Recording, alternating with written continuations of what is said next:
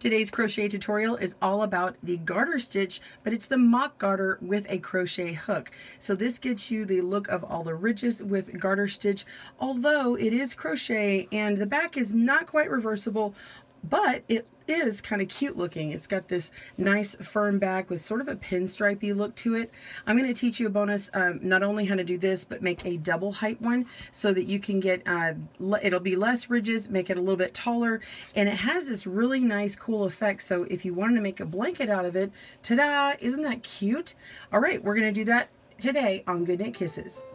Welcome to Good Knit Kisses. We're all about helping you stitch your love and love your stitches.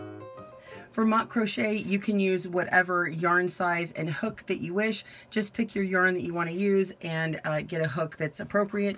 I do suggest getting a locking stitch marker because it's just a great visual, especially when you get started, so that you get the bumps on the correct side, and you'll see why in a moment.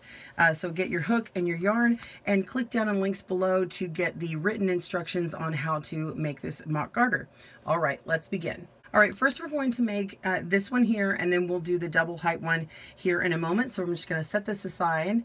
And you notice that it kind of curls a little bit. Now, this can come out in blocking. I purposely did not block this. I did weave in my tails, but I wanted you to see that it has a little bit of curve to it. You could add borders if you want, but blocking it or washing it, it will probably fall out just fine. But it is crucial to know that your tension makes a difference, because this one right here, pardon that, I did not trim that out.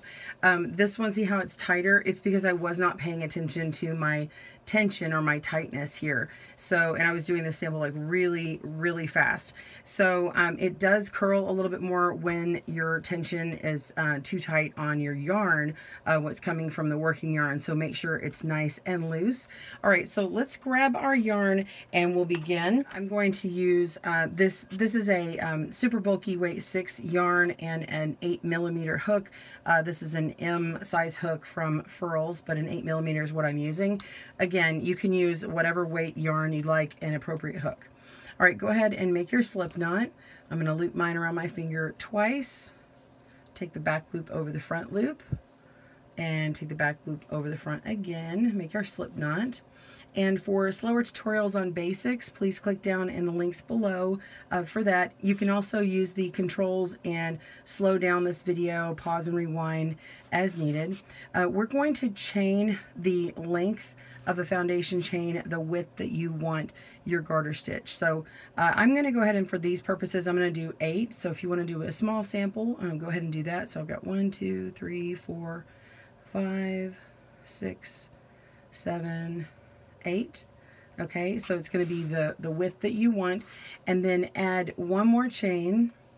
So this one's going to be 9, and we're going to go into the stitch here, the second stitch from the hook. Okay, the second chain from the hook. So this is 1, 2. We're just going to take our hook and go right into that stitch, and we're going to yarn over and pull up a loop. And then now we're going to slip it. So pull that loop through the first one. Okay, and that's it. You're going to do that across all stitches. Now in this particular stitch, you can do the garter stitch. You can go through this loop here, which is what I'm doing. This is the back loop. Okay, and keep it nice and loose, but you can go through both loops on the front as well, but it gives a nice foundation like this. So let me show you what it looks like when you don't do that, which is totally fine. But this sample right here shows it, and you can see how it's a little loose and it has that extra bit of a curl. So this one still has a bit of a bulk and a little bit of a curl, but it makes sense, especially when you stop your crochet at the end, and you can kind of match the beginning to the end easily that way. So just going through the back loop only, go across slipping all stitches. Pause your video and meet me when you're at the end. Okay, go through this last one, and then don't go through the slip knot. If you need to, you can count across and make sure you have your original number, which would be 8 in my case, and that first extra chain that you had added does not count. Now we're going to chain 1, and we're going to turn. This is going to be the wrong side of our work. So when we turn, this will be the right side. So go ahead and lay down your work and get your locking stitch marker and just slip that in the front, one of these stitches here, kind of closer down to the bottom of the chain.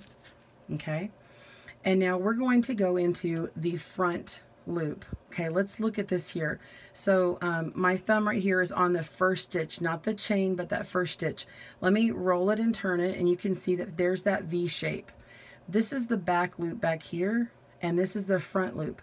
But if I rotate it, you can also see another loop down here. We're not going to that third loop, that one that below. We're just going to go into the front loop, which is this one. So we're going to go up into that, right through the center, yarn over and pull through, and then slip the stitch. Okay?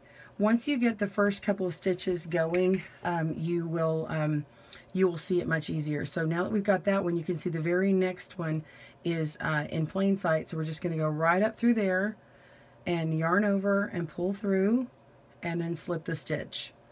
Go through the next one, yarn over and slip.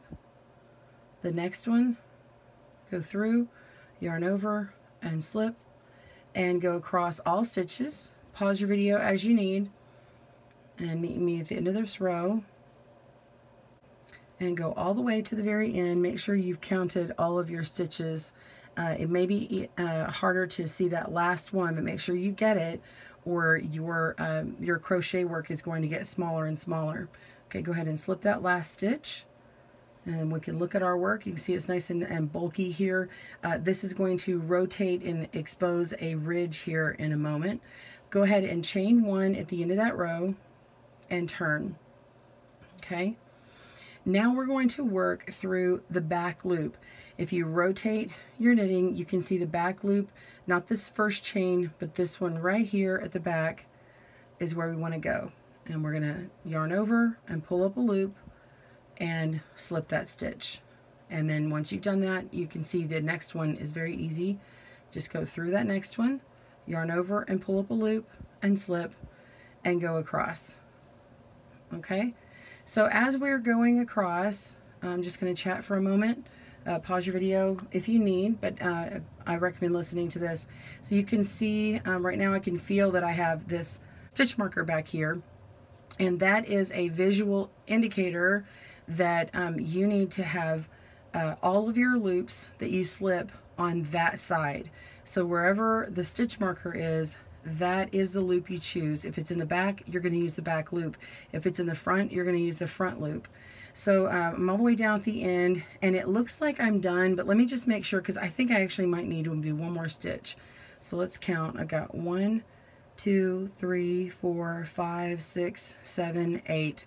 Yeah, that looks like it's done. Okay, so sometimes it's a little bit harder for me to see, so I just double check in the beginning, and then as it gets longer, it's easier to tell. Okay, so we're going to chain one, and we're going to repeat. You're simply working on the loop that's on the side of the stitch marker. So in this case, we're going to do the front loop because you can see my stitch marker. So we're going to come down here and skip that first chain that we just made, and we're going to go into the front of this stitch, which is right here. Oops, go up through there. And yarn over and then slip, go into the next one, yarn over and slip, and see how I'm leaving like kind of loose tension here. I make sure that I've pulled enough and loose from my ball of yarn, and I don't want to pull this super tight because then it would make my work curl. But we're just going right into that stitch and slipping through and going across. It's pretty simple. So once you've got enough height, you'll start to see these ridges emerge, and we'll see this here in just a moment. I want to do this front row, this right side row, and then we'll do a wrong side row and then look at our work. So continue working, chain at the end of the round or the end of the row and turn, and then we're going to do a back row, doing the back loop, slipping across. Pause your video as you need. I'll just keep going.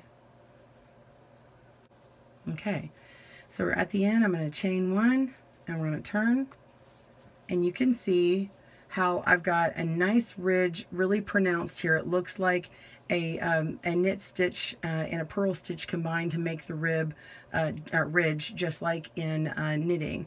Okay, and then the reverse is a little bit more solid, like I was showing you in the very beginning.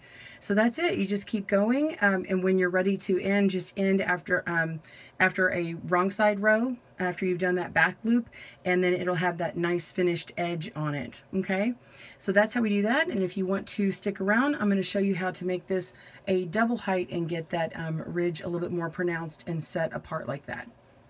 Okay, so you want to know how to make a double height. Here's one example, and here's another one. You can see how this ridge is more pronounced. There's more height to it, and in this this sample, which is fairly similar in height as this other one, there's far less ridges in it. So in order to get it that way, we're going to add a little bit extra yarn right before we slip the stitch. You're just yarning over before you do it. Now let's go into that. So you've chained, all right? You've already chained your stitches. I've got 9 on here because remember mine was 8 plus 1. And then we're going to yarn over before we go into that back loop. So let's go right into that back loop, and then we yarn over again just like normally slipping, and then we just slip through these 2 stitches. Okay, it's a yarn over slip stitch. Okay, it's almost like a half double crochet. It's a quarter crochet.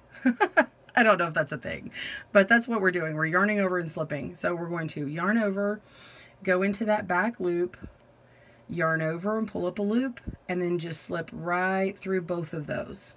Okay, so do that again. You're just going to yarn over, go into that next stitch or next chain, pull up a loop, and go through both. So continue going across. Remember, this is the wrong side row, so we don't put in our stitch marker just yet. Pause your video as you need, because I'm working a little bit fast right here, but I know that the first several times I did this, slipping through both of these is a little bit hard, so you may have to do what I'm doing and just take my fingers and then I just pull downward and pull through, and it kind of elongates that sort of teardrop shape. It's just a little bit harder to do it because we're not used to doing it that way. So again, yarn over, go through that back loop, yarn over, pull up a loop, and then kind of pull down and then guide it through both of those loops. Okay, so when you get to the end of the row, you're still going to chain 1 as before, turn, and now we're going to put in our stitch marker, and note that this is a right side row by just putting that in, and then we know which side of the loop to go in on. So now we know this is a front loop, so we're going to yarn over, go into this front loop here, that very first stitch, not the chain. Oh, let's see. Go right in there. It's being stubborn with me. Sorry about that. Okay, going through, pull up a loop, and slip through both. It's just the same thing, just the front loop. Yarn over, go into that first stitch, or the next stitch, and in that front loop, pull up a loop, and slip. Yarn over, go into the next front loop, yarn over, and pull up a loop, and slip.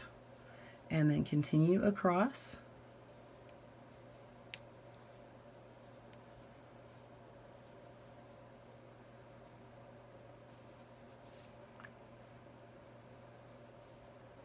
Pause your video as you need. If you need to count your stitches, be sure and do that so you don't get short on this one. Make sure you get this very last one and pull through and chain, and now I'm turning and we're on the wrong side again, so we're going to do the back loop. So yarn over, go into that back loop right there, yarn over, pull up a loop, and pull through both. Yarn over, go into the back loop, yarn over, pull up a loop, and slip right through both, and continue. And after you finish one of these back loop rows, you'll see that it's established your ridge pattern in the front, and that's always a good row to end on. If you're going to go into the next stitch pattern, you can go on to either one from there. It just depends on what stitch pattern you're on, if whether you end on a row with the back loop or the front loop. But this one just establishes the border down below. See how it's got that pronounced line down here and then this one here. So you're going to have to go through and do 2 more in order to get this loop more pronounced standing out here. So see, you've got this height here, now you've got this ridge. You would need 2 more rows to get it up to here, and then it would end at this point, right? So if you want to have 2 lines, you would need to come all the way up to here, and so on and so on. So I hope you've enjoyed this tutorial today and it's helped you in making a mock garter stitch for your next crochet project. Thanks for joining us today, where we help you stitch your love and love your stitches. See you again soon.